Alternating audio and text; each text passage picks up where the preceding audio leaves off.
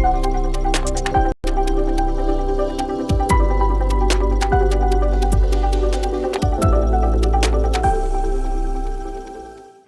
and welcome to Planet Pulse on Firstpost. The Earth is constantly changing, and in recent years, for the worse. Summers are getting hotter and winters harsher. Rising sea levels, floods, drought, wildfires, and torrential rain have been disrupting lives across continents. The fight against climate change is needed now more than ever. On the show, we bring you all the top stories on the climate crisis, its causes, its brutal effects, and the warriors helping to fight the menace. In Pakistan, the monsoon season has turned into a nightmare. Sudden cloudbursts and relentless rains have left entire villages washed away, killing more than 700 people and leaving hundreds missing. Scientists say this isn't just a natural disaster, it's a warning from a warming planet, as climate change fuels extreme weather with devastating consequences. बहुत ज़्यादा तेज़ बारिश थी, वो सैलाब आ गया और सूरत हाल इस तरह थे कि मैं आपको क्या बताऊँ, मतलब क़यामत सुग़रा था, इस तरह मैं आपको बता सकता हूँ। हज़ारों की तादाद में लोग ज़ख्मी हुए, सैकड़ों की तादाद में शहीद हो गए, काफ़ी घर सैलाब में बह गए हुए, अभी तक काफ़ी लोग लापता हैं। Pakistan is reeling under one of the deadliest monsoons in recent memory as torrential rains and sudden cloudbursts unleash destruction across the country. Since June 26, at least 706 people have lost their lives to floods, landslides, and rain-related disasters. The toll is climbing daily, with authorities warning of more intense downpours through September. Entire communities have been devastated in the northwestern province of Khyber Pakhtunkhwa. Alone, 427 people have died. Many buried under collapsing homes or swept away by swollen rivers. The district of Buner has witnessed staggering tragedy with more than 200 deaths in just 2 days as torrents of water and mudslides tore through villages. Families are still searching for loved ones, as over 100 remain missing in northern Pakistan. 8 साढ़े 8 बजे का time था तो एकदम आवाज़ आई खौफनाक सा, तो फिर इतना खौफनाक डरावना, फिर बस एकदम में सब कुछ ले कर गया, घर वगैरह सब, माल मवेशी सब कुछ, बच्चे तो बूढ़े सब कुछ एक साथ एक झटके में ही सब कुछ ले गया। सेकंडों के हिसाब से क़यामत जैसा मंजर था। नुकसान हमारा तकरीबन करोड़ रुपए के करीब हुआ है। यहाँ ये 6 दुकानें में से 4 दिनों के अंदर इनसे लाशें निकालने के लिए 9 लाशें निकाले गए। यहाँ से 9 लाशें निकाले गए और वो 9 लाशें जो है वहाँ 8 किलोमीटर 9 किलोमीटर दूर के लोग थे ये, और जुम्मे का दिन का सारा मार्केट बंद था, इसलिए हम लोग को जानी नुकसान नहीं हुआ। माली नुकसान ज़्यादा हुआ, जानी नुकसान नहीं हुआ। The scale of destruction has forced Karachi, Pakistan's largest city, to shut schools. While rescue teams have saved more than 25,000 people from submerged or cut-off regions, yet the losses of lives, homes, and livelihoods continue to mount. काफ़ी पानी खड़ा है और मैं जब office पहुंचा हूं तो कपड़े काफ़ी गीले हो गए हैं, जूते ख़राब हो गए हैं, पानी काफ़ी ज़्यादा सड़कों पर खड़ा है। जो केएमसी के और वाटर बोर्ड की जो मशीनें हैं वो 1-2 जगह पर तो हमें नज़र आई, लेकिन पूरे शहर में नज़र नहीं आ रही है। हमारी हुकूमत से दरख्वास्त है कि जो पानी निकालने वाली पंपिंग मशीनें वो ज़्यादा से ज़्यादा जगहों पर खड़ी करें, ताकि जो खड़ा हुआ पानी है जो लोगों की मुश्किलात का सबब बन रहा है उसे फौरी साफ़ किया जाए। But behind these tragedies lies a deeper story, the fingerprint of climate change. Cloudbursts, these are violent downpours of more than 100 millimeters of rain in just an hour, have become alarmingly common in South Asia. Traditionally, they occur when monsoon winds, heavy with moisture, collide with cold mountain air. But scientists warn that a warming planet is supercharging this cycle. Hotter air holds more moisture, creating explosive rainfall when systems collide. Experts say that Pakistan is witnessing the dangerous convergence of two weather systems, the eastern monsoon and the western subtropical jet stream. Climate change is driving the jet stream further south, where it now collides with monsoon clouds, forming towers of rain that unleash catastrophic downpours. This is not just a South Asian story. Around the world, climate extremes are reshaping lives. From cloudbursts in Pakistan to record-breaking floods in Texas, where over 300 millimeters of rain fell in less than an hour this July. For Pakistan, however, the crisis is especially cruel. Its hilly north, with fragile soils and deforested slopes, is highly vulnerable to floods and landslides. Each year, the country contributes less than 1% of global greenhouse emissions, yet it pays a disproportionately high price for the climate emergency. As families grieve their loved ones and brace for more rain, the floods serve as a painful reminder. The climate crisis is no longer a distant warning. It is here, reshaping landscapes, destroying communities, and demanding urgent global action. It's a world wonder now on life support. The Great Barrier Reef has suffered its worst coral bleaching on record. What was once a riot of color, life, and biodiversity has turned pale, brittle, and broken. A new report reveals the reef lost up to 70% of its hard coral in some areas, as warming waters unleashed an underwater heat wave across thousands of kilometers. Scientists are calling it a marine wildfire and warning this may be the tipping point from which the reef never recovers.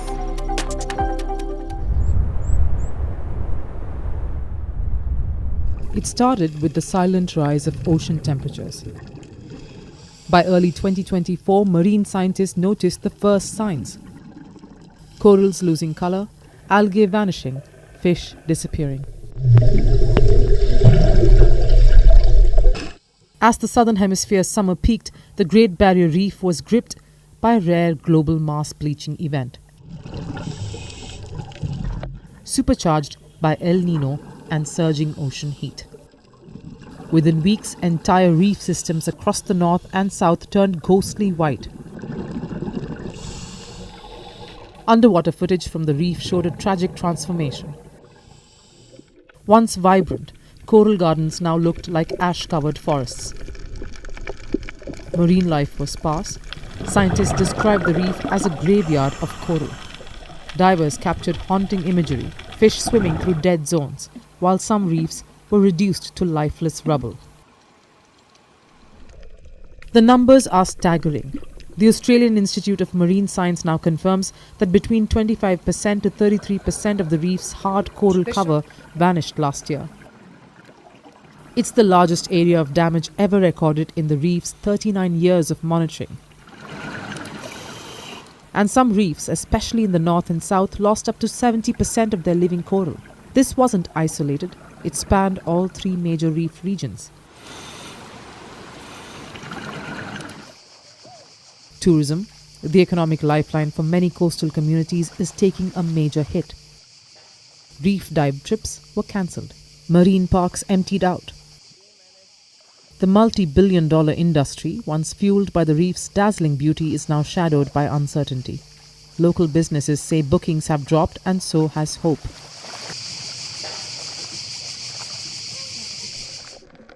But this isn't just about coral. It's about natural infrastructure collapsing. Reefs protect coastlines from storms and erosion. As they die, more communities become vulnerable to floods and cyclones. The fast-growing coral species that helped recovery in past years were hit the hardest. And now scientists say the natural comeback window is closing.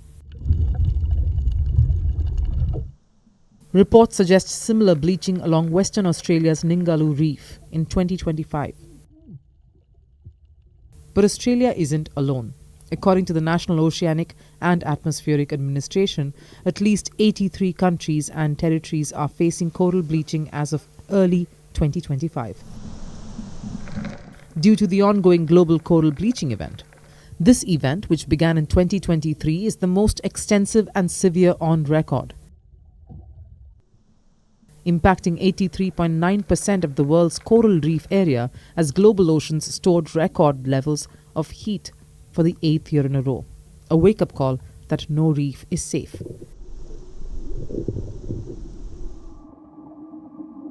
This crisis is part of a larger story. Oceans are absorbing 90% of the excess heat from global warming. And reefs, already weakened by past bleaching events, are running out of time.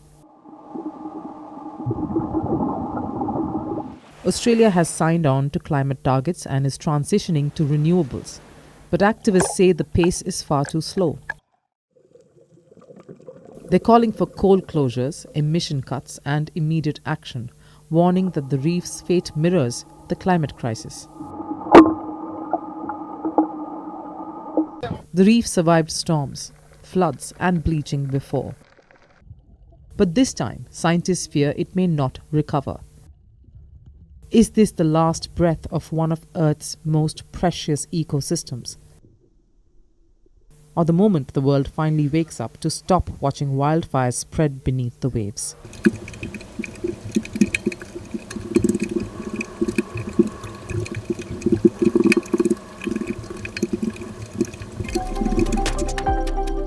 Running is supposed to mean freedom, sweat, fresh air, a sunrise chase.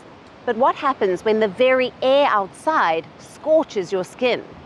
When stepping out for a jog feels less like fitness and more like punishment? This summer, as Dubai swelters under record-breaking heat, runners have found a new track. Not by the seaside, not on city roads, but under neon lights, past storefronts, through air-conditioned corridors.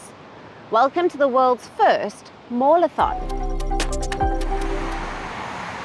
It began on August 1st.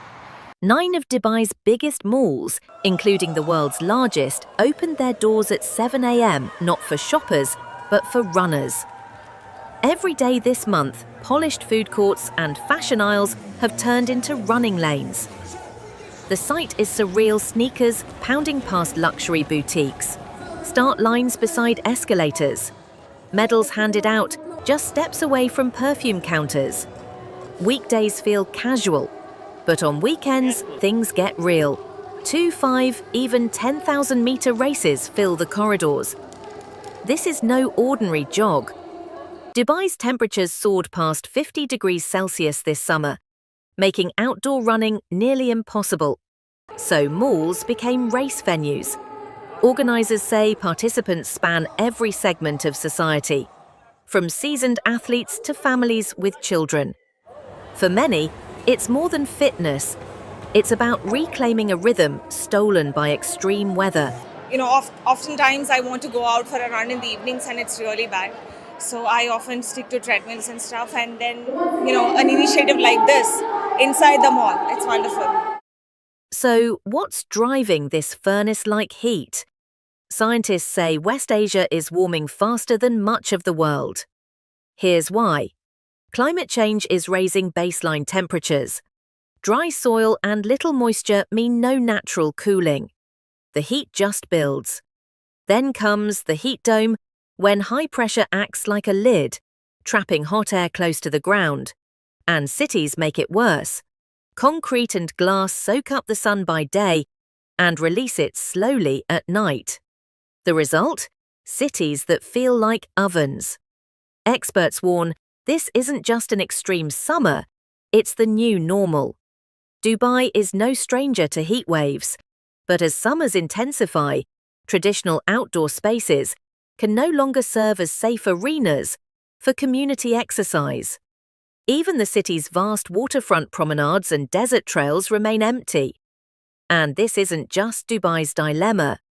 From Riyadh to Kuwait, Gulf cities are sweltering past 45 degrees Celsius. Globally, 2025 continues the trend of escalating heat waves. The Dubai Mallathon isn't a gimmick. It's a symptom of a world overheating. Across the region, 50 degrees Celsius readings have become common. Power grids strain, water shortages spread. Meanwhile, in Jordan and Israel, record nighttime heat puts more pressure on the human body. These are crisis conditions, not rare extremes. Experts say this may be the future of fitness in a warming world. Human routines redesigned around extreme weather.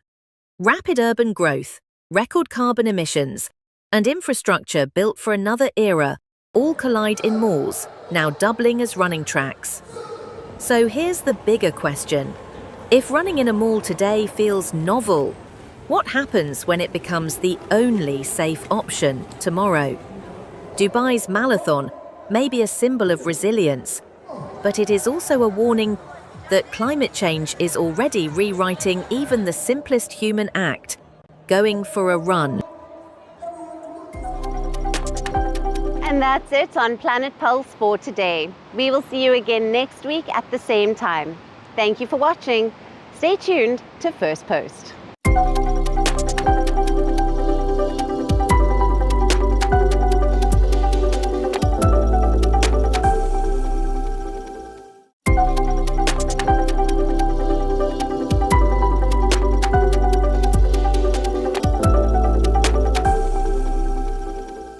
Hello and welcome to Planet Pulse on Firstpost. The Earth is constantly changing, and in recent years, for the worse. Summers are getting hotter and winters harsher. Rising sea levels, floods, drought, wildfires, and torrential rain have been disrupting lives across continents. The fight against climate change is needed